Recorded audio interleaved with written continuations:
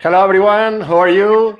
We are super happy to be with you today and to do the first webinar, the first Quared webinar with you all.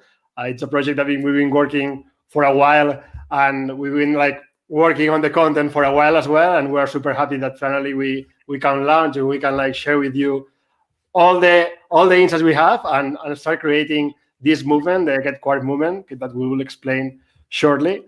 So before and we hope people let keep connecting. I will suggest if you can say hi in the chat, or in either in YouTube or in LinkedIn, you can say hi on the chat. So, or you can say where are you watching us if you're listening. All right, and so even though we don't see each other in front, that's what we love. At least we are in contact with the chat, and we hope that you can use this chat during the whole webinar, because we expect to have a bi-directional conversation.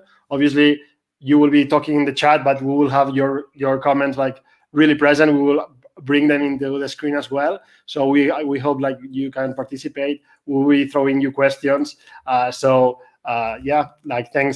joining us. And shortly I will introduce you, Michael and Alex, and we will be talking about this Get Quared movement that we just launched. So let's see. Now I'm seeing Gianluca is saying from YouTube buonasera. Hello Gianluca. Super happy to see you here as well.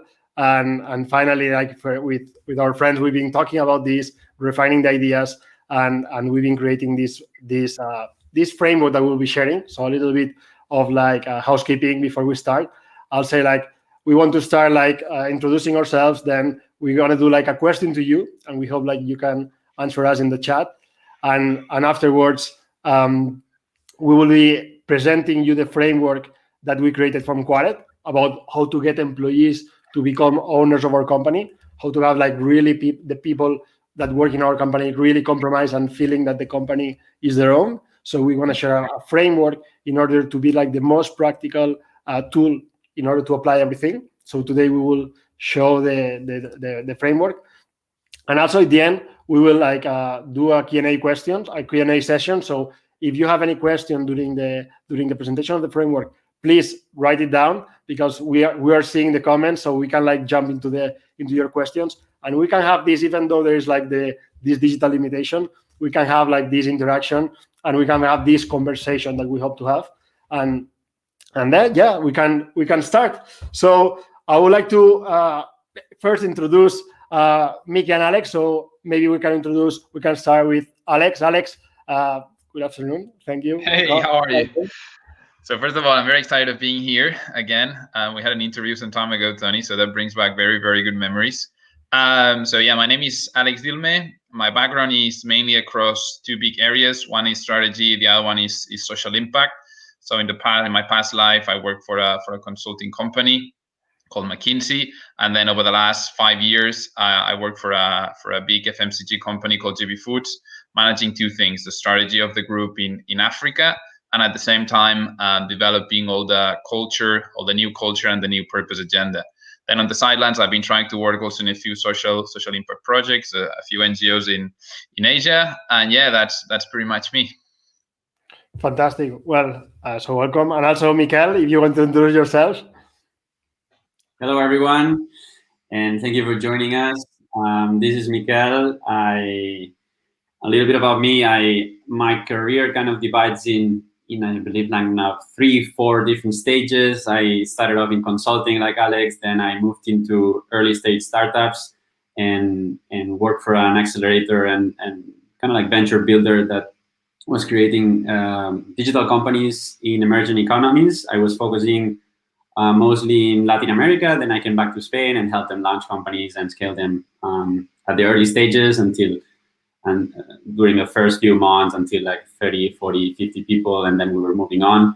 That got me through different sectors and industries. I'm very happy about that, from food delivery to e-commerce, etc. And then after that, a little bit by happy accident, I became the CEO of a company that was making software for HR, thanks to Tony.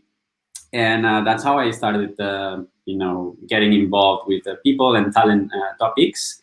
and and I never left afterwards. So I stayed there 2 years, and then I joined the African Leadership Group, which is where I'm at right now. I started off leading the talent acquisition division, where I worked creating a new engine that would allow us to scale rapidly and globally. And now I recently transferred to leading culture and people experience. We're a full remote organization right now. So that's the nuance, and enjoy myself a lot. And I'm very, very happy to see you all.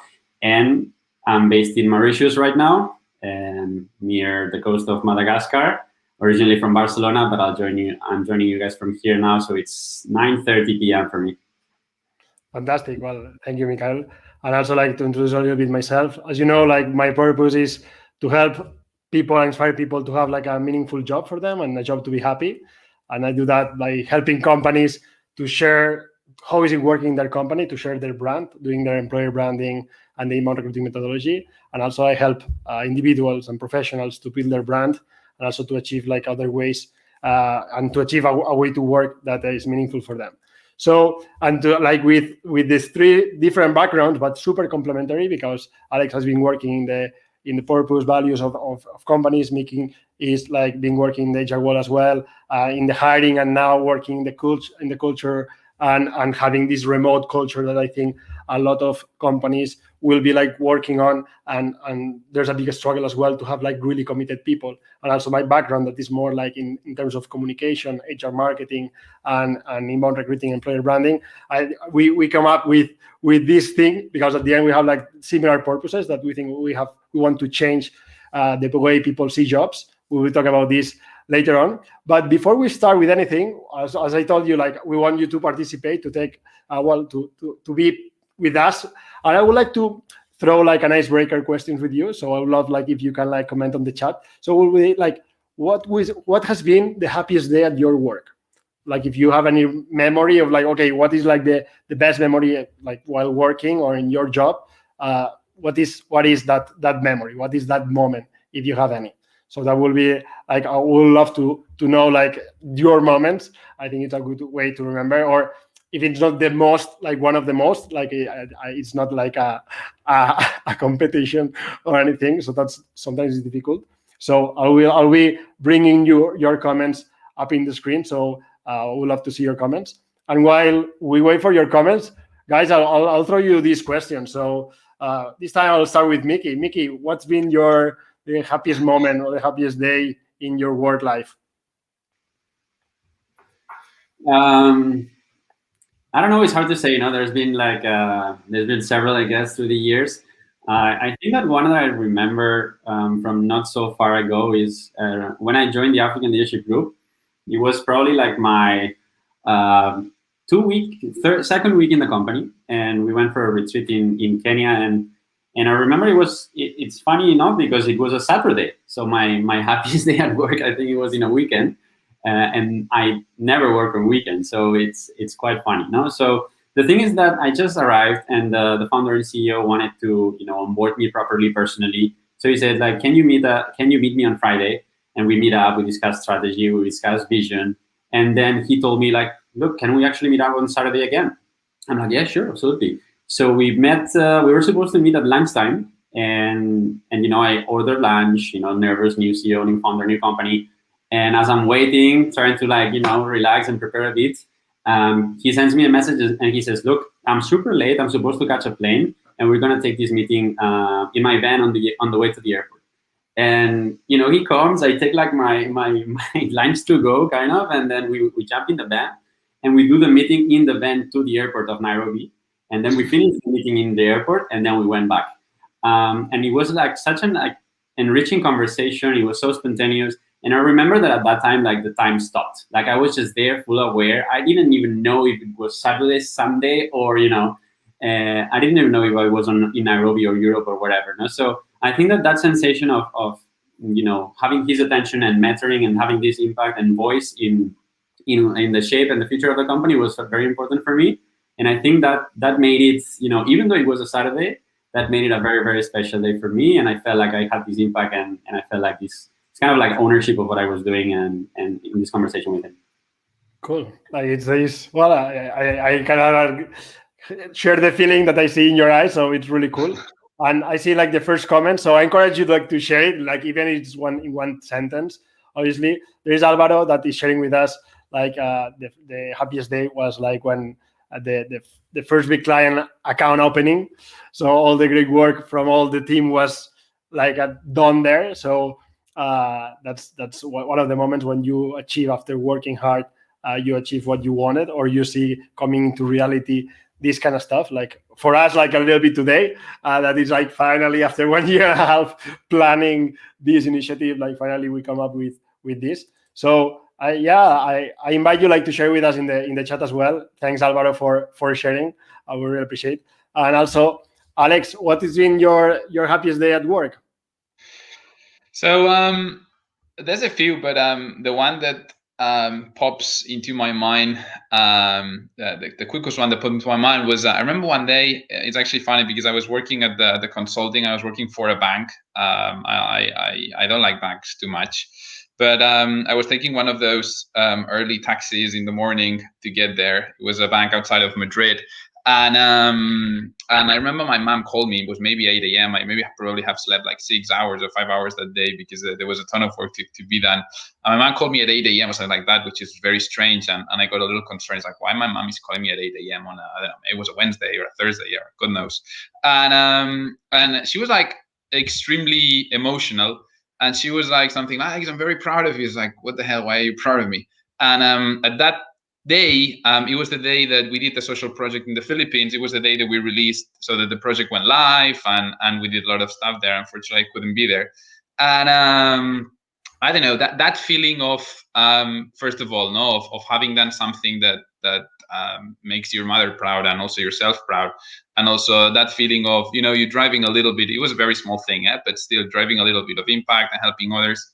That in a way or another was a very happy moment, and it forced me to reshape my thinking towards work. Right? What does work mean, and how can I bring these emotions or that feeling into my day-to-day life? And that's probably what led then to generate other social projects and try to redefine my work life. Fantastic. So like it was like the mix of this kind of stuff, not expecting it. So exactly, that's good. And for me, when I asked Mickey, just like what is your day? So classic. So like really fun. I think like one of the first I'm gonna go with Angela that I was sharing also the comment, and then I'll go with my. So you have some more time to think, eh? Yeah. So Angela was like when I shared with the EMEA team that I was pregnant, and we had a party after all day meetings. So it was great. So Angela, like thanks for sharing this. Like when you bring like your personal life as well into your job, that at the end is like there's not two separate lives. Like it's one together. So I think like that moment is really cool as well. And thanks, Angela, for sharing. And also, like, for me, I will say, like, probably the day that I just come to my mind, or the day that we launched the inbound recruiting methodology when I was back in Talent Club, because we've been working in that methodology for quite a while. And it was like an idea that come up one day in the living room with my friends. And then we bring to the office next day with the marketing team. And then we start working with the idea and we start refining it for, I don't know, it was like 3 months or something like this, and talking to customers. And then when we did like the first webinar, I remember like we have like more than, I don't want to say like maybe it was like more than 1,000 signups for the webinar. We're more like almost 500 attendees. So it was like really crazy. So it was like, wow, this is a reality, and we are like, and here we are still. So yeah, like I think it's similar to what Alvaro was saying. That is. So. Well, it was a little bit like to get to know a little bit each other, so that's good. And I think now we can go deep into the topic that we had today. Today we wanted to share with you how can we get like employees turned into owners, how we can work in order to have our employees become more engaged with our company, become more compromised, that to know that when we are not looking, they are taking the best decision for the company and for themselves as well. And more in these times that we don't have the people in front of us and we have to trust. So like to be like with the tranquility that we can trust people. So for this, like we have like a framework that we've been building, and now I'll be sharing with you. And I hope that this framework can evolve. Like we've been working in this framework, I'll say like for almost 2 years, and we've been like thinking about the steps, because at the end, like for me, it was really useful to have a framework when I was working in inbound recruiting, and I think it helps like to see the overall view. So if you want, like I can share. I know before we share, like I would love to explain what is Quared and why we call it Quared and what is the movement Get Quared, and then we go to the framework. So Mickey, could you explain us what is like the Get Quared movement and why we created this? I'll try. Thank you, Tony. And I think that this is something that keeps evolving. And so there's no static definition of what it is. And I'm sure that the community will help us redefine it. But initially, it came out of a realization that we had a little issue. No, it's like we saw it in ourselves maybe, and we saw it in people surrounding us. And like for some reason, work is not enjoyable. People just don't have a healthy relationship with work oftentimes, and it feels like it's like a means to an end. Like I'm having another life, and work helps me get to that life because it gives me the resources. But the work in itself is not an end. It doesn't bring me awareness. It doesn't bring me meaning. And so we started digging into that, and it's like, what's going on? Why is that? And I think that we went back in time a little bit, and we started to understand where we also like at the intersection of philosophy and business, where we love to engage there. So we started to try to understand where we come from and why are people sometimes disengaged. Why are companies maybe not contributing to the missions of people enough, and why are people not contributing to the missions of companies enough? Of course, there's always exceptions, and take everything we say with a pinch of salt, no? But we thought that there was room for improvement. And we went back and it's like, okay, from when the time where we were hunter-gatherers and then we moved into the agriculture revolution, for instance, well, work was different. As hunter-gatherers, we're working for fewer hours probably, and we had different tools and different techniques. Then we moved to the agriculture revolution, and we had to change. The same rules didn't apply, the same formats and management. Well, there was no management, no, but work rules or systems didn't apply, so we had to shift. Then from that, we moved to the Industrial Revolution. Again, there was a shift. Everybody moved to the cities. There was a lot of control by inputs. We needed to, for instance, when we came up with a car for mass production, for that to happen, we needed economies of scale. So for that to happen, we needed to produce X number of cars so that the price of cars would go down thanks to economies of scale, and then everybody could have a car.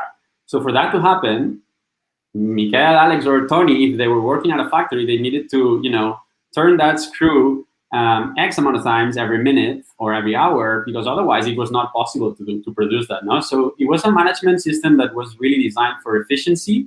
It was really based on inputs. It was a bit based on fear, a little bit, because somebody had to tell Michael, Tony, and Alex that if they didn't do it for 20 times instead of 25 times, they were fired because the whole production then failed and we couldn't produce the cars. So it was like a bit of control of where you are, what you do, all the inputs in your life. No, so it was like entering the factory and kind of like losing a bit your freedom, no, in a way. But it was beneficial at the time. It was important. We had to do it this way, and it's part of the evolution. And then the last part, the last evolution, the last age or area we entered it's the information age. And in the information age, it's far more important to innovate. It's far more important to create than screwing a screw for 30 or 50 or 60 times a minute. No, so with this new paradigm, where the most important thing sometimes is to keep advancing and to advance to be one step ahead of the competition. Sometimes we need to be creative. We need to empower our staff to be creative as well. But we seem to be still applying the same methods of the past and the same management approach of the past. So that got us to think, like, what's wrong, what's broken with that approach? No, there's things that are okay, but there's some things that maybe we can revisit. And that's how Quared was born. Quared comes from quare. Quare means why in Latin, and it means why because of our influence by Simon Sinek, no, and the Golden Circle, but we realized that one of the most important things that work can do is add meaning to people, to a person's life. It's not the only source, but it can be a great source of meaning for a person's life. No? So it's like, it's very important to define your why and define a bit your life mission. And then it's important for companies to do the same and then connect at that level. And if we do that, great things can happen. No? But that wasn't enough. And then we came up with the realization that, companies needed to adopt new approaches to work. They needed to give probably more freedom, work more based on outputs than inputs, and give this empowerment to the teams and to the staff so that they could start creating. So that's how Quared was born. I'm sure it will evolve. I'm sure that if I tell you this same story tomorrow, it will be a little different. But that's in essence what's behind this movement. Thank you, Mickey. I don't know, Alex, if you want to add anything. Maybe just a couple of thoughts so I don't think I can explain it any better than Mickey did, but just a couple of thoughts. So the first one is, it's funny when we're trying to construct companies and we start putting a lot of effort in this work-life balance. It feels weird that we need to do or develop or launch efforts like this ones. It means that I think something is fundamentally wrong, because I think that the things you get in life, you should also be able to get them at work, right? This community, this belonging, this meaning. Why can't you get these things at work? At the end, we spend 1/3 or half of our lives working. So it feels weird, and I think, as Mickey was saying, we can do much better. In my arena, so with my, let's say, more consulting mind, what I'm fundamentally obsessed is in this equation on how can we make companies happier and more productive places. I think what we need to solve for is for these two things at the same time. I think a lot of HR has been focused on, let's make employees happy, but let's understand that companies still need to be productive, still need to be profitable to make them sustainable, right? So I think what Quared aims to solve for is exactly this. How do we make companies, at the same time productive and happier and better places for people? Fantastic. And for me, probably it's like, okay, I just like see, and I talk to a lot of people when I do employer branding projects, and I see like there's people that they just rent their time. So I just go there, work for some money in order to start living my life.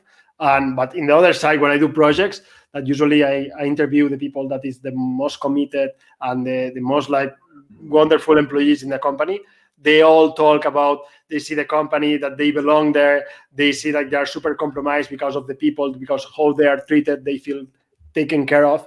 And it's like, okay, we have to manage some way in order to like all the people can work in a company, that they just don't work for the money, they work for something else, and they have a meaningful time while they work. They're not just starting living their life after they leave their job, because it's like it's a life spent. Half of your life is just like renting your time in order to have money to live the rest of your life, which is like not so much left. So that will be like the idea of how I see it as well. So, and now, yes, I would love to share the framework. I would love to say, well, okay, from this idea that Mickey was sharing and we were talking about, how we can apply this to companies, how we can make it real, and it's not just like talking ideas. If not, okay, let's go deep into that. So I'm gonna be sharing the screen, and I'm gonna sharing like this framework of like 6 steps. And Alex, maybe you can like explain us a little bit the overall view of the framework. What is it? And then we can go deep in each area. And as well, like if you have any questions about this, you have any comments, you have like different views, I would love to have your input in this. And also, like Gianluca was sharing, like that organizations, especially HR, should begin to understand that passion, performance, and productivity and commitment to work begin first with respect for life. And I think that that is something that companies now with this situation are start getting to see, like, okay, now there's more things that we need to manage, and happily there's more people that is talking about this, and start like trying to get, hey, it's important to make sure that people is happy in their life in order to have like better results in your company as well. So this is like well, I think we're aligned in this vision, but we wanted to bring like a practical, like that we tend to be like super practical. We want to give you tools in order to implement everything. So this framework is like, okay, Tony, Alex, Mickey, how we make this a reality. So this framework will be like the start, like the cornerstone of achieving it, and then we will dig deeper in every step. So Alex, can you walk us a little bit about the framework, and then we dig deeper? Yes. I'd love to. Again, I'm just going to touch on the key things here. I think in today's webinar we're going to touch a little more in some of the topics, and in the following ones, hopefully we can dig way deeper here. There's a lot of information here. I think essentially our thinking stems from a little bit the idea of reciprocity, right? And as Mickey was saying, we like to link philosophy with business.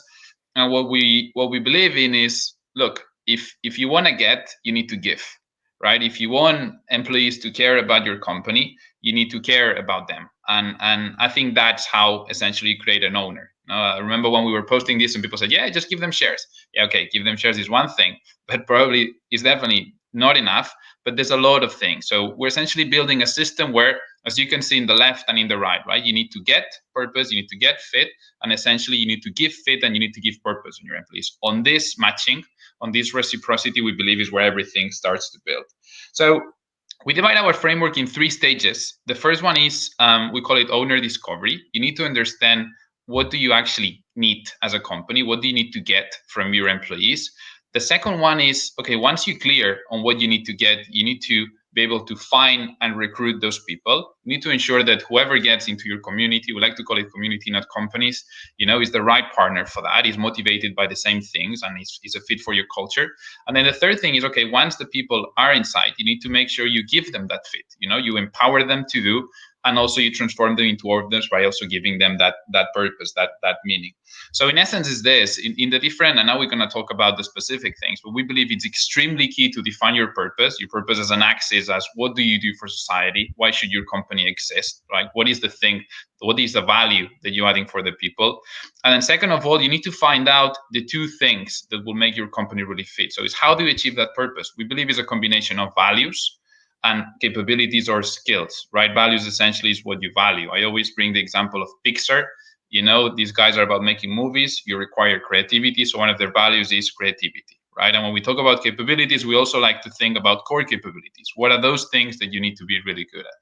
When this is clear, you need to go to the market, right? And attract the candidates. And Tony's a master at this, and on his philosophy on inbound recruiting, right? It's creating a machine that attracts exactly the people that you need, and also through employer branding. And once this is clear, Mickey is going to teach us all about predictive hiring, right? How can you ensure that match through a great interviewing process? How can you ensure that match happens? It's through a lot of evaluations and processes and real life cases. I think you call them, Mickey, right? And also we like a lot the principle of relational hiring instead of transactional, right? We do believe that it's a 2 sides game. You need, at the end, you need to also make sure that you're attractive for the candidates. And also we like to think a lot, we like to put a lot of emphasis on missions, right? You need to make sure that people get into a mission and that mission is aligned to your purpose. So once this is clear, you get partners, okay? The right people for your organization. And then the key is to move those partners into stars. And we believe that process is about giving fit. And here we touch about 2 axes. One is emergent leadership. We believe that we need to fundamentally transform what does a leader mean. We like to think that leaders at the end are people that empower their teams. They're not managers. They're people that seek change within the organization, at the end empower their teams. And we do believe that the approach to development or learning needs to change. It needs to be way more personalized. It needs to be real time. And these are the things that we're going to touch upon with different concepts like the peer-to-peer learning, all those platforms, and so on and so forth. And last, how do you move from stars to owners, right? We do believe that there's 2 axes to touch upon. The first one is, to create an owner, you need to feel that you're important for the organization, right? That I am a key person for that organization, that sense of importance. And second of all, you need to feel that you're contributing to a cause that is bigger than yourself, and that is purpose, right? You need to feel important in the organization, and you need to feel that you connect to the bigger or the larger purpose of the organization. We do believe that, again, it is a super high level, but these are the different steps that you need to take in order to create owners. Yeah, I think like super high level, but like because you were like explaining the steps, like okay, we have like so much to talk about every step, but I think like today, like since we plan to do this like for an hour, and we want to leave some time at the end for your questions. So if you have questions, you have like your thoughts, you try several stuff that work for you, like we will love your input. So, but maybe we can like dig a little deeper. So Alex, I would like the first step for like getting owners is like, okay, what is the meaning, or what is your meaning, or what is the purpose of the company? So why is this important? And second is like, if we can explain it in 2 minutes, how can a company can find their purpose if they don't know it already? Let me give an example on why purpose is important. At the end, you need to focus on that need that will not change. So if you, for example, there's the example of Nokia. So if you define Nokia as a company that just makes phones, phones will become obsolete because there will come smartphones. Instead, Nokia, remember, that was connecting to the need, right? Which was, if you remember well, Nokia was Nokia connecting people, right? In a certain moment, for a reason I do not know, they started focusing on creating smaller phones. So they stopped, in a world that is changing, they stopped focusing on the real need for consumers. And then Apple came with smartphones and they connected people better. So they were better at defining their purpose. So in essence, in a world that is constantly changing, it's very, very important that you connect to that need that will not change, and you find what is the best way to to drive that need. So connecting people is definitely one of the needs of Microsoft around empowering people and organizations. How to define your purpose? That's probably a very, very long conversation. But I think it's very, very critical that you put the customer in mind, the consumer in mind. Is like, actually, what do you want to provide to that consumer, and what are the different levers that you wanna touch? Just a very quick example, Decathlon. I always put the same one. My friends make fun of it, but I think it's an easy one, right? So Decathlon is about making sport accessible. So how do they define? So that's their purpose. So it's important because they work on the axis of affordability, of good and technical products, on innovation, right? So you need to define your purpose from the axis of value creation. Again, remember that we're looking at companies that we want them to make them more sustainable and more productive. Great. And then like once you have like this purpose, that at the end is going to be like your North Star, no? Like guiding you where you have to go. Then it's like the part of get fit. So what is your get fit is like defining the talent you need, no? And so what is these capabilities and values? Because everybody talks about values, everybody talking about this kind of stuff, but sometimes it's more like something that we feel that we need to talk, but is how is that key? So again, very, very short, but take a brain, right? There's the right side and the left side. I don't remember which one does what, but at the end, you need to have the emotional side of things, right? Or what we like to call the values, and then more the hard skills, which are the capabilities. So when we talk about values, essentially is what do you value, right? I think it was Netflix CEO that used to say values are what we value from people, right? So again, maybe drilling down on the example of before, and Pixar. Pixar is about making movies. To create a movie, you need 1,000 ideas, right? So you need to find out a way to create a culture of creativity so that it sparks those ideas, and that at the end will add to your value proposition and will add to your purpose. So defining values that are actually extremely strategic is very, very important. There's a lot of ways to do that. We'll cover them in future webinars, but it's very, very important that you define the strategic axis of your culture. At the end, I think companies will make or break from that micro behaviors, not from the macro strategies that are also important. And then on the second side, the capabilities. Here, just a small nugget, but what we do believe is that companies cannot be great at everything, right? You can, what was that quote from Aristotle? You can be good at anything, but you can't be the best at anything, or something like that. But at the end, the message here is one and very simple. Find out what you really need to be good at. For example, let's compare to companies, right? Nike and Decathlon. Nike at managing supply chain is not great, but at marketing and partnering with stars is absolutely great.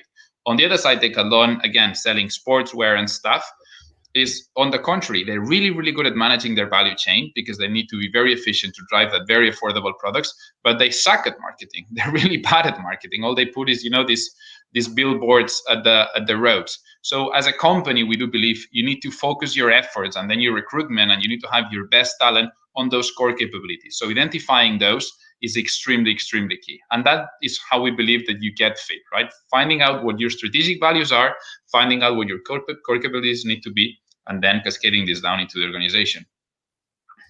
Fantastic. And then it will come as next step, like my part. It will be like because at the end it's like today goals was like, okay, how we get people that is like has like the engagement and is like compromised with our company, or how we convert employees into owners. So we saw like the first step is like, okay, what is that I am now as a company, and defining that purpose, that values, and then also more in a strategic way, not more in the HR way, if not in the strategic way. It's like, okay, what are my core capabilities? That obviously, like all of these areas is both strategic and HR. And then it's like, imagine that we start a company, we come like the attract part. Okay, we have to explain, imagine like we are like this community. So we want to explain to the world our purpose. We want to explain to the world the people that we want in our community. And in order to have people to join that community, that at the end is like what we really want. So that when the employer branding and inbound recruiting comes, what this part wants is like to be able to share who are you as a company, in what you believe, and explain what you believe and what you want to achieve and what you have to offer for them. Because in this way, people can choose. And what helps like employer brand, the employer brand is defining the experience that somebody will live when they work in your company. So that with this employer branding, and then comes inbound recruiting. That inbound recruiting wants to communicate this in order to people to figure it out before they come to apply to a job offer or they come to your company, to know what will be living and working for you. Because sometimes like people don't have this information. They join a company and they see they messed up because they didn't know the culture, they didn't know what was expected, they didn't believe in anything. And then we have a lot of people stuck in jobs because when you choose a job and you move from another one and you find out that you don't like it, just because you didn't have the information, then we are stuck with people that don't fit that. And that doesn't mean that people are bad. That doesn't mean that they are not good people. That means like they are in the wrong place and they're taking a space that maybe some people will love to work there. And the salary will be the same, and the stuff we are focusing right now will be the same. But just because we don't communicate that in our career page, in our job offers, in our social media, we are like just like touching superficial stuff and not the really deep stuff that make people committed. I think is like one of the things that at the end we don't have like engaged employees, or we don't have like engaged employees, workers, or owners, is because from the very beginning they didn't know what they were buying or where they were getting into. So I think that is the first part. So we have to get that part really well, like the part of the marketing, and then it comes like the other part, like is to match with partners, with the predictive and rational hiring that Mick will explain. That is about like how we make sure that these people we're gonna have a good partnership. So Mickey, can you explain a little bit about how is this partnership? Yeah. So yeah, note that here the keyword being partner as opposed to employee or worker or any other kind of word that you might use. At the end of the day, I think that one of the big mistakes that we've made historically is to create like a one-way direction when it comes to the partnership of companies and people. No, it feels like it's the companies who are choosing the people. It's the people who has to add the value for the companies. But sometimes the value doesn't flow as well in the other direction. So it doesn't end up being a partnership. It doesn't end up being a relationship. It's more transactional. No, I'm expecting some value from you in exchange of your time. I'll give you some money, and that's a transaction that we're gonna have. But this is not gonna evolve in a partnership because one of the two parts doesn't care as much for the other one. No, so there's no balance in that relationship. So I think that when it comes to matching, and once you attract the candidates to your door, and you get some people who are excited about the prospect of joining you, the first thing that you need to care about is about making it relational. That's the start of the relationship, or that's one of the almost the start of the relationship. It started a bit before, but that's the start of the relationship that's gonna hopefully endure for years with that person. No, so it's great to invest in that relationship from the get-go. And this is people who are not going to be joining our company. It's still important to build this relationship because then these people can become, advocates of the company, can use the services of the products of the company. So it's always to your advantage to treat this as a relationship and to treat this as a partnership. So it's really important to focus on that since the beginning. As you're doing that, of course, you need to also evaluate the person, and you need to make sure that you're bringing in the people who will have the higher chances of succeeding in the context of your company. That's when we're saying predictive and relational, that's what predictive means. And predictive has like maybe two main ingredients. Number one is the structure. So it's really important that you give the structure. I saw Alex, right? Tony's playing around, eh? That's me. It's really to give a structure to your hiring processes. And by structure, first of all, we need to get the highest predictive tools that we can get in order to predict this future success of the person with us. There's a lot of research that shows that job simulations, which means bringing that person with you for 2 weeks, for 1 month, and having them work with you, of course, is the highest predictor of future job success. Another way in which we can do that is job assignments. We cannot bring the person for 2 weeks, for 1 month. That's unrealistic because the person is working somewhere else. Well, just create a meaningful, realistic, so it has real examples of the work, fun test or quiz or little assignment that you can send to the person and then have them go through that. There's a lot of people who are great at interviews. There's extroverts who are going to do better at interviews than introverts. It's going to be very difficult to tell the two apart sometimes. So it's always more predictive to use job simulations or job assignments. And then if you have to use interviews, because of course you will, then use structured interviews. And by structured interviews means that you're creating a set of behavioral questions. Behavioral questions is nothing more than using past behavior to predict future success. You use those questions and then follow-up questions to those across all candidates. So you really define the same questions for all candidates so that there's no one candidate that went through a different experience than the other, one candidate that was evaluated in a different way. And for that to happen, the last ingredient that you need is a rubric. So you need to assess the answer that the candidates are giving you to each question through a rubric. So then you know exactly how to evaluate the answer that they are giving you. Finally, the data component. Data is really important, and the data you get it from the employees or the partners that are already in your company or community. Those people who have been working for you for a while, they will give you data on performance, on engagement, that then can help you refine your hiring process and reinform the questions that you use, the steps that you use during the selection process.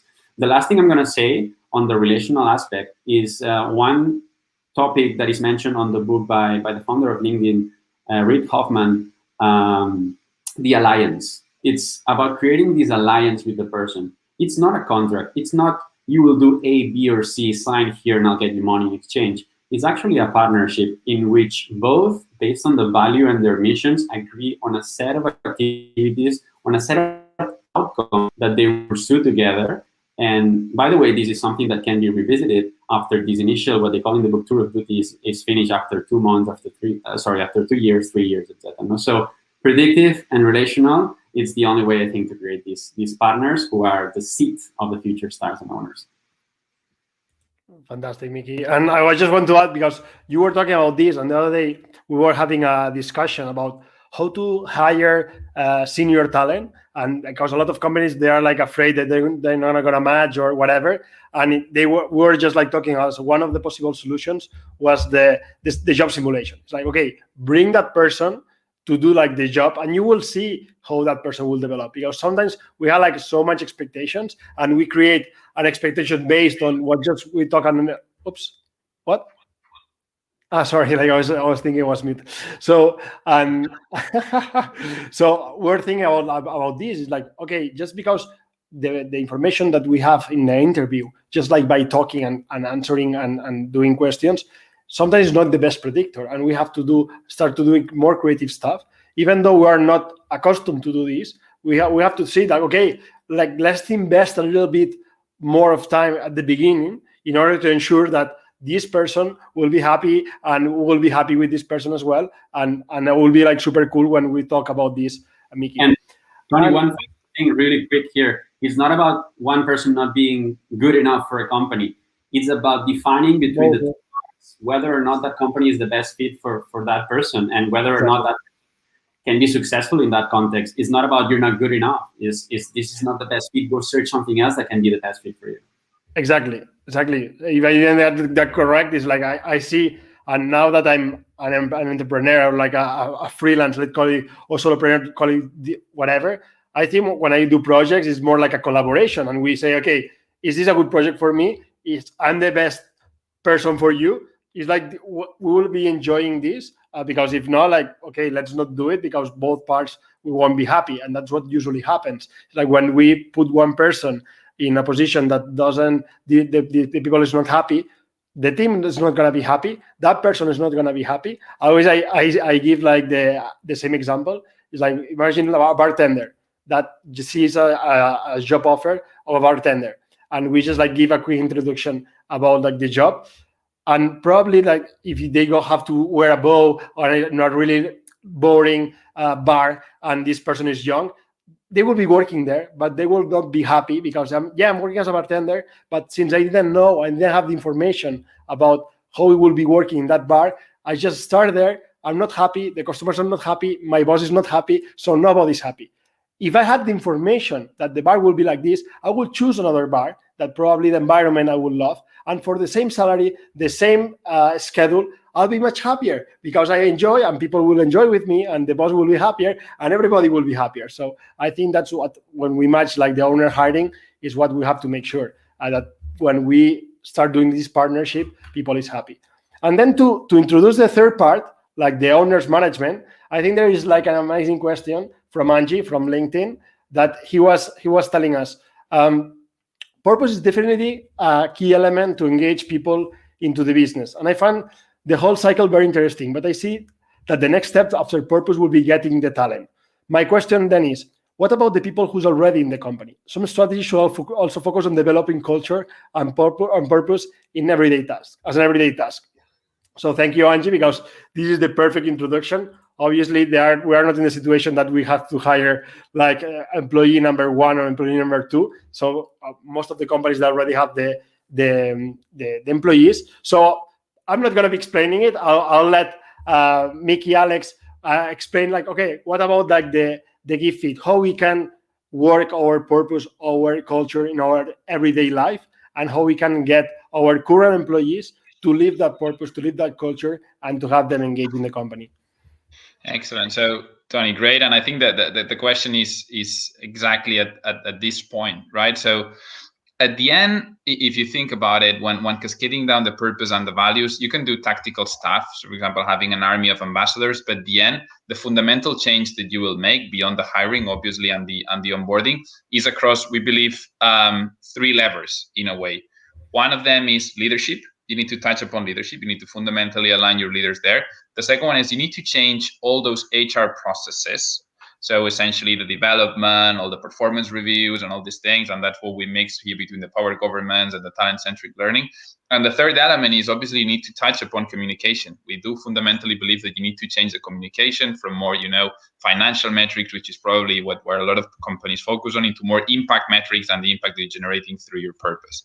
So I'm just going to quickly touch upon 2 of them, and then Mickey, you can definitely complement from your experience. So, for example, in talent-centric learning, we believe that current development models are completely obsolete, right? They're very static, they're not individualized, and we do believe that in a world that is constantly changing and where people have these missions in the companies, there's so much more than you can do. Just to give some examples, right? We do believe that learning has to be a combination of several axes and definitely not people in classrooms. One of them is obviously leadership and mentoring. Your leader needs to be your first teacher, right? They needs to provide a lot of mentoring.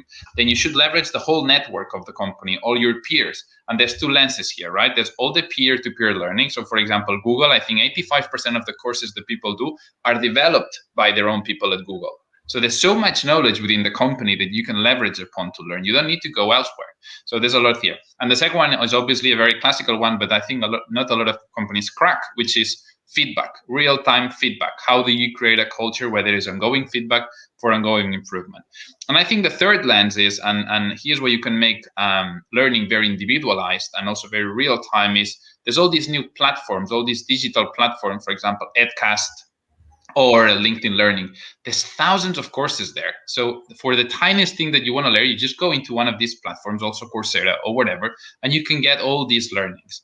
I think it was Naval that quoted, no, it's not the resources that are scarce, but the desire to learn. So as a community, as a company, you need to make sure that you generate that curiosity. And I think that has a lot to do with leadership. Miguel, I'm not sure if you want to touch on leadership now. Yeah. And to Angie's question, I think that it's important to also have a kind of like a culture code, but that is not only like the one that we see from Netflix or from HubSpot that is great for the outside, but a culture code that is actually applicable for the inside as well. No, and for me, a culture code means having a set of behaviors that are linked to the values. So when you're asking, how can the people who are already in the company that might not have been evaluated like properly for those values, et cetera, or that entered when those values were not even that defined. I think that once you have those values, what you have to do is lend those values and link them to behaviors that can be applicable in the day-to-day. So it's like, how do I act in scenario X? Or what do I do when a customer tells me Y? Or what do I do when in a meeting? So it's those set of behaviors that actually link to the values and that act as a clear guideline on how to behave on the day-to-day. So that if the CEO goes on an island for a vacation for 3 months, it's okay because people know how to behave. People are empowered. People know what to do in every different situation. So I think that's a very important point. And then the role, Alex, what you were saying about the role of the emergent leadership, which is, by the way, a wording that we borrowed from Google, like many of the things that we came up with here. There's a great book, by the way, by Laszlo Bock, the former SVP People Operations at Google, that it's amazing work, rules. Somebody maybe can put it on the chat. But one of the things that Google refers to is emergent leadership as one of the key things that they evaluate when people are entering Google. And what we adopted that concept, and maybe we modified it a little bit, but what we mean by emergent leadership is a servant leadership. Is a leader that's there to serve the staff, to serve the team. The leader who is a facilitator, a leader who, one of the main roles of that leadership is helping, not setting for themselves, but helping the staff and the team set clear goals, and then helping them link those goals to the goals of the team, to the goals of the department, to the goals of the organization. So setting this direction is one of the most important things that a leader can do these days. And the other thing is facilitation. A leader is nothing more, nothing less than roadblock clearing. Like there's a challenge. Well, come to the leader, and the leader is gonna, get you a way around it. And it's gonna, talk to X, Y, or Z. It's gonna help you clear that challenge. And these are some of the most important things that a leader can do. It's important where you get to, but it's also important how you get there. And a leader should help you do that. So I think that these are some of the most important things that the leadership team should do in a company these days to actually link to the learning component, be able to develop stars for the company. And then like the stars is like the previous step, when you have this to become and to have owners. And later we can go to the question and you have questions. So although you like to touch, okay, and when we have stars, when we have like people that is led in this way, we have people that is developing in this way, how we get them to become owners, how we get them to feel like the company is like their own, how we get like these people that no matter what, they are like engaged and loyal to the company and they want the best for the company and not just for themselves. Like what will be like, we have like this impact communication and also power governance. Do you want to comment on that? So yeah, very happy. Let me touch upon the impact communication. It's funny because I don't know why, and it's hard for us as maybe we're not that young anymore, but as maybe younger people, it's funny how hard it is for organizations to communicate on impact. We're so used to communicate on financials and we're going to reach 3 billion and I don't know, whatever profit. And I honestly don't know who gets turned on by that. Who gets turned on by, the company is going to reach 3 billion euros. Okay, yeah, fine. I mean, maybe the owner is going to be, a lot wealthier, but there's a whole lack of meaning there, right? So what we do believe is that companies need to make a big effort, and it's hard for companies to do it in terms of transforming the way you communicate, right? Trying to communicate more on why you do what you do, the impact you generate, how you relate with each other. And that's what we call impact communication. And impact communication needs to stem from all the organization. And we know that communication used to be, a CEO job or a leader job or a communication department job. We fundamentally believe that it needs to be an everybody's job. So we like a lot those tools, for example, Workplace, that enable peer-to-peer communication. So the colleagues that are in the field, the colleagues that are close to to your customers, the colleagues that are close, for example, to your value chain, to your suppliers, all these people need to communicate the impact that you're generating, right? Your salespeople need to say, hey, I sold this to this customer, and this customer was amazed by what we do. That is what generates proudness and meaning and impact. We do believe that we need to bring that impact way closer to the day-to-day. Our jobs might be doing PowerPoints, might be doing Excels, but ultimately that Excel or that PowerPoint will help the company achieve something. We need to connect people with that, and that's what we call by impact communication. Fantastic. Here, I think the HR marketing, which is the things will become more and more popular, because sometimes we communicate without doing marketing. At the end, marketing is a better way to communicate to our stakeholders. In this case, is our potential customers. But at the end, it's in order to have engaged customers, you do marketing to them. You should do marketing as well in a more strategic way to your employees. At the end, is the other customers you have. And I think right now, when we do internal communications, for instance, and we use internal social media, we throw the communications. We don't track anything. We don't we just want to communicate this message, and we throw it.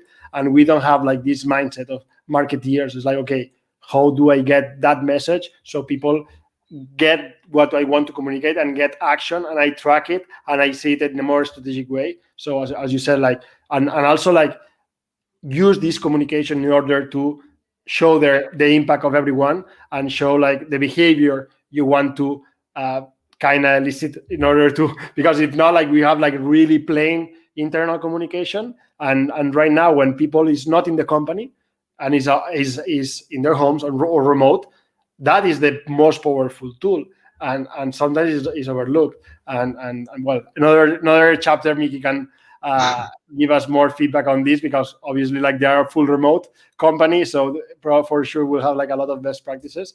And I would love to know 1 minute, what is this power governance? We still don't know. It's on the making. No, I'm joking. So yeah, for sure we're gonna have a conversation on remote in the future. I love it, and I love how it came personally in my life, and it helped me have a really balanced life where I don't make distinctions between work and life. And it's not a negative thing. It's one thing that people say, then work gets into your life as a monster, and gets you and makes you unhappy.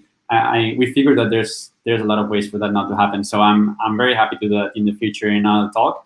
But for today, you were talking about communicating the impact. Well, the most important thing to be able to communicate the impact is to actually get the people to have impact. And the way we figured out the African Leadership Group to do that is by borrowing a couple of ideas from the likes of Spotify or Amazon and these guys. And what we did is structure ourselves in a way that makes sense for the customer, because we want to be customer obsessed. So in our case, we develop young leaders. Okay, we're an educational company. We develop young leaders in Africa, and we have this big purpose of developing 3 million of them. And what we do is we do not have a marketing department. What we have is a young leader selection tribe. We don't have a product team. What we have is a young leader delivery team. So we have these teams that are actually aligned with what we do, and as the first steps to become a customer obsessed company. So that's the first thing that we do. And then we make small teams. We break the teams down so that and like Amazon says, Jeff Bezos, who just stepped down, says, a team needs to be able to be fed with 2 pizzas. Otherwise, it's too big to have an impact. Nobody can have a voice if the team is bigger than that. No? So we have smaller teams, but we give those teams the key tools that they need to have an impact and be customer obsessed.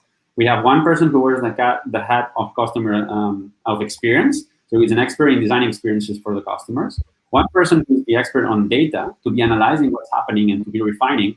and one person who is an expert in systems, so that everybody in that team has the systems that will enable them to have the impact that they want to have. So by having smaller teams, by connecting the teams, not having the typical teams, but connecting them a bit more to what is it that you're doing, we kind of like make it a bit easier for people to have an impact and to be connected to the purpose of the company. So I think that that's one of the most important things on governance.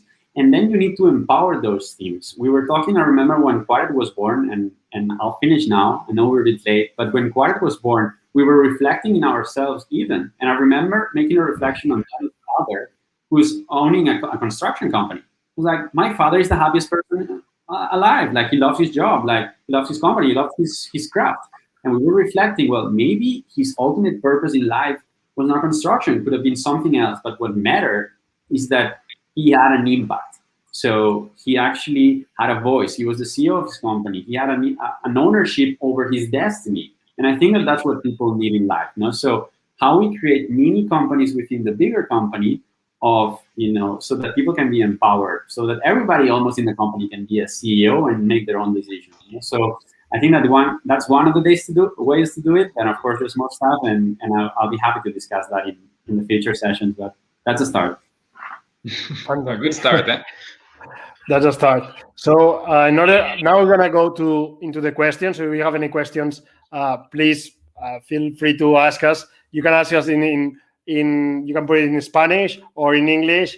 Either way, like, we're gonna be happy to answer them.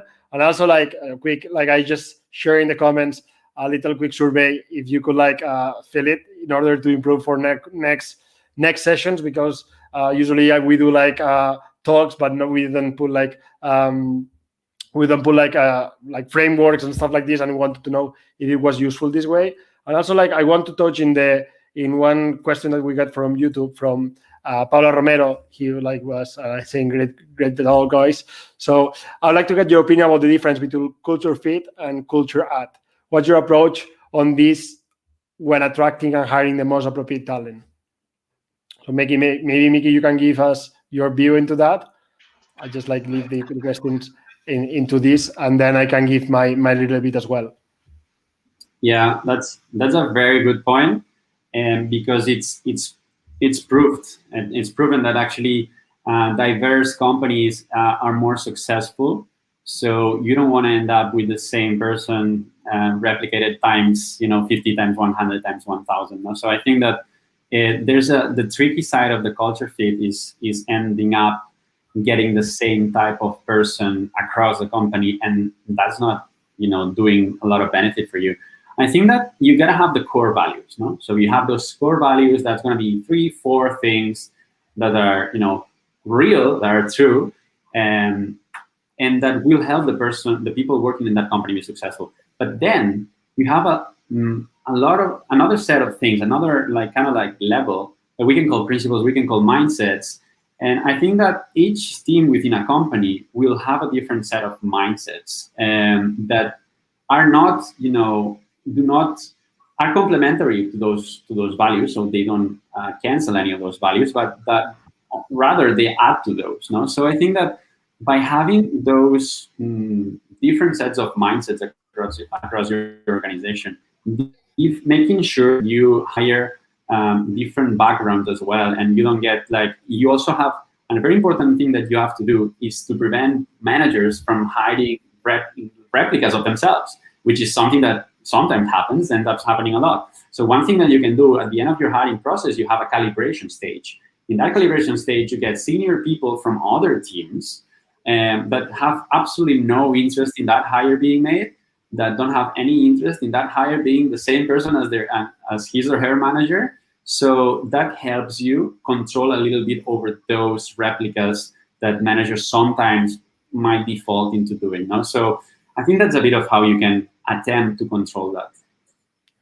And in my side, for attracting talent for this, when I do when we do employer brand and inbound recruiting projects, we create we have this purpose that Alex was defining, because at the end okay, how do you want the ads, where, in which area, you can do it strategically, or you can just be aware of, okay, we need diversity. But what we try to do is okay, let's share your vision, let's share your purpose, let's share your employee value proposition in a way that, okay, let's talk to all different employees in your company, the ones that they are like engaged in your company, and then you can choose already the diversity there. For instance, now I'm doing a project and we use diversity of ages, diversity of zones, because different zones, they have like even different cultures. So we interview the people from all over, and then what we gather is like all the things that they told us that they have in common, because at the end you see that a lot of people is working for the same stuff. So instead of sharing just the culture and the pictures, that can be like a bit dangerous, because then you can like show and attract more people like this. What we try to share is like an employee value proposition built with all the employees, and based on their opinions and based on their views and based on their different cultures. And when you communicate that, and not just like focusing on little details and focusing on little stuff that a lot of companies right now are like falling into, that no, we can communicate like the afterwards we do, the activities we do. And it seems like if you are not doing this, or you don't feel like doing this, you don't belong to that company. We try to go above this, and we try to share like what people really value, and we try to get like the opinion in everyone in the company with different ages, different demographics, because at the end is like the representation of your company. So my guess is like, don't build your employer brand based on the C-level. Don't build your employer brand in attracting based on the director's opinion. If not, ask an interview like different people in your company, and then advertise that. Build your employer brand with this. So this, like, you make sure that what you are like communicating is real, is honest, and is like more diverse, and it's not like just like everyone is the same. So and I wanted to know like if there's another questions. I'm checking. Yeah, I think there's one from Angela. Angela Martins is telling us all the insights are very useful, but to understand the add value of this approach instead of the others that we find in the market, can you focus on this topic?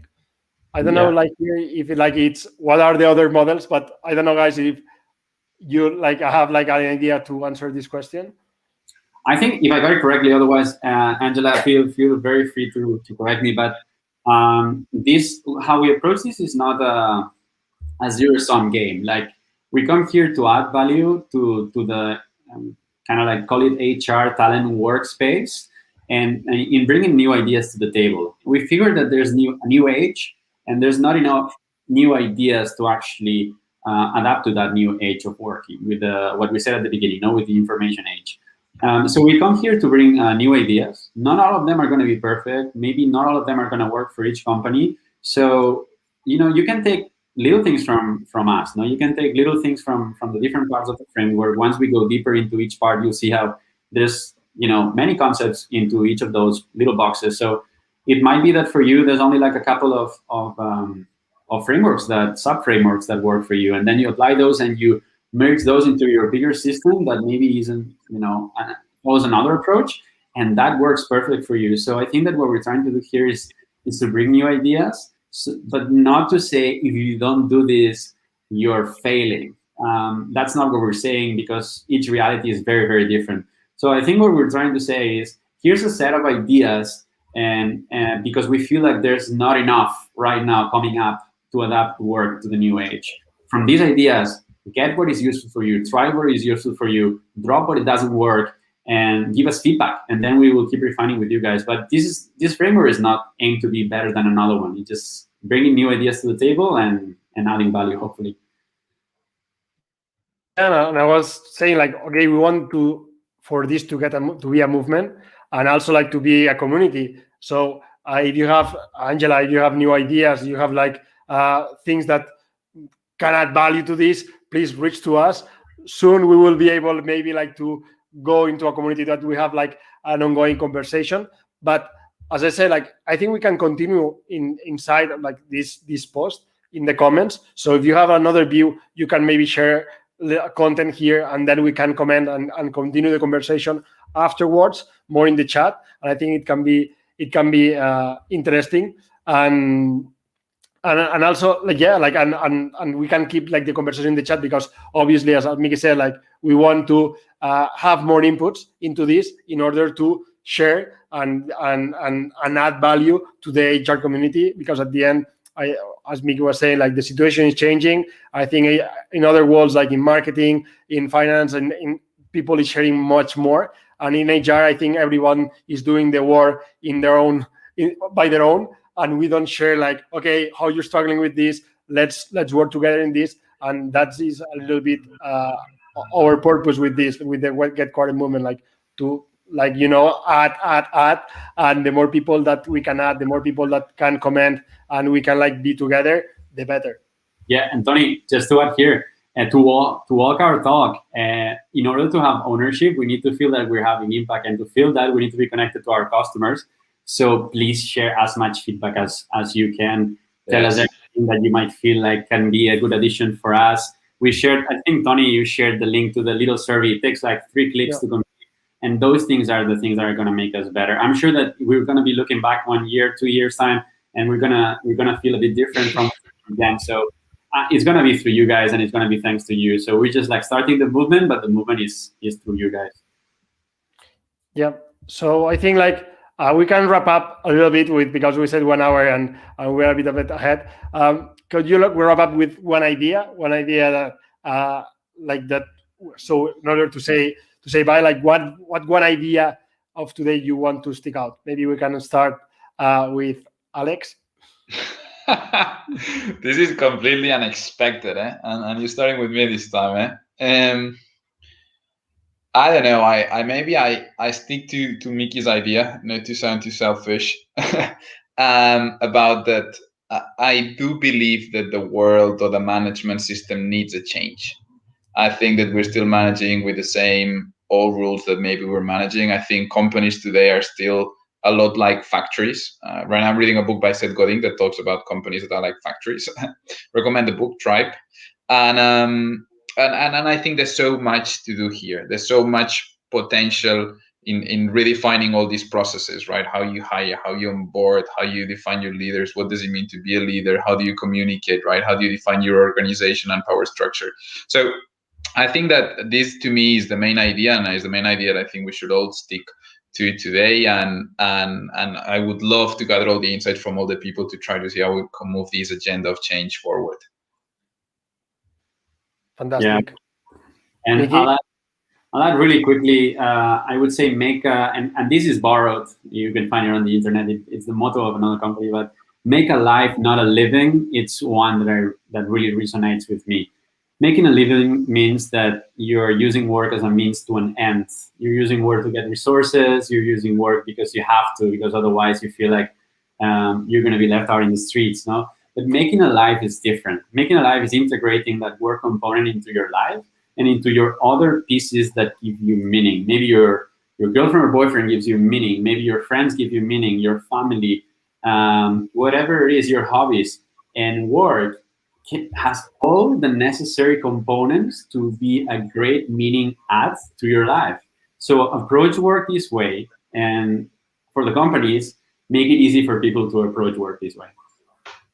Fantastic. And for like to end or like a sentence by myself, it will be or like maybe a thought. It will be like, okay, think about one thing after hearing this that you can do, something that you can store and commit yourself. And if you want to commit in the chat, commit into the chat. What action would you take for until next week or for 2 weeks ahead? Like take one action, take one small step. If you get an idea, if you get like an insight, if you get like something you want to read or like start like this movement. I think like we are like or at least I'm tired to listen to people and ideas. And I think like the only way as an entrepreneurs, everybody has ideas, but the difficult part is to take action. So here, like we are small entrepreneurs, we have to innovate in our work, and the only thing I want to encourage you is like take action. Whatever you took today, whatever idea, take action into that idea, and then see how it develops.